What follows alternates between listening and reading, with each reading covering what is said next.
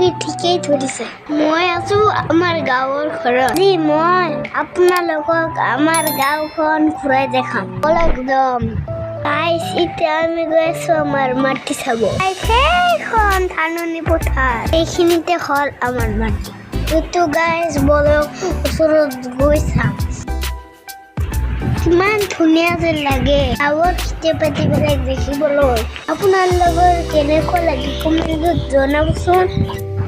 সেইটো হ'ল মেইন ৰাস্তা। ৰাস্তাৰ পৰা বেছি দূৰ নহয় আমাৰ মাটিখিনি।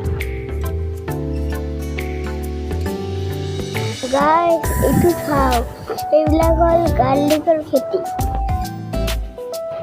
সেইটো দূৰত আছে প্ৰতিটো খেতি। এইবিলাক খেতি মই আজি প্ৰথম চালোঁ। গাঁৱত থাকিলে কিমান ভাল, এইবিলাক বস্তু দেখো কিনিবই নালাগে। তো গাইছ কিমান ধুনীয়া ধান হৈছে আমাৰ খেতিত। মোৰ লগত আপোনালোকৰ চাই চাব।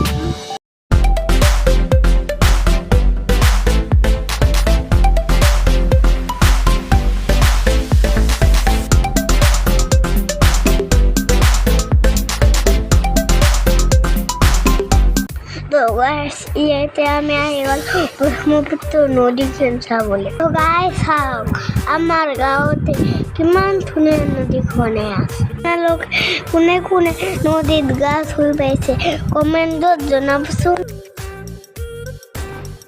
তো বাপৰে বাপ, কিমান ডাঙৰ নদীখন, চায়ে ভয় লাগে।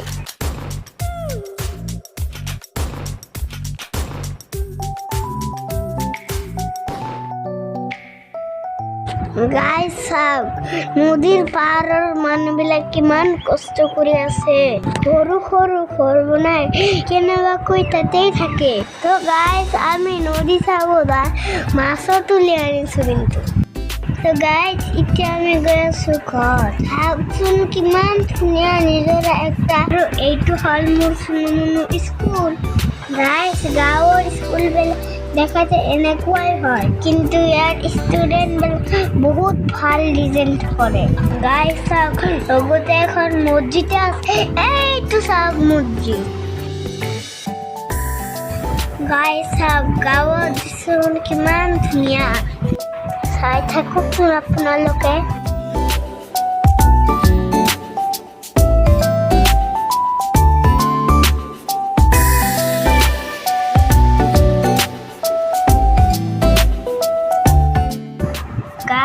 এইটো হ'ল মোৰ পাপাৰ।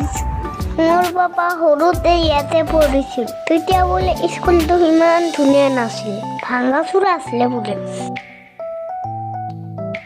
ঘৰত মানুহৰ বস্তা, আটাৰ বস্তা, চাউলৰ বস্তা কাৰ লাগে ল'ব নেকি? গাইছ এইবিলাক ফূৰ্তি কেৱল গাঁৱতে পোৱা যায়।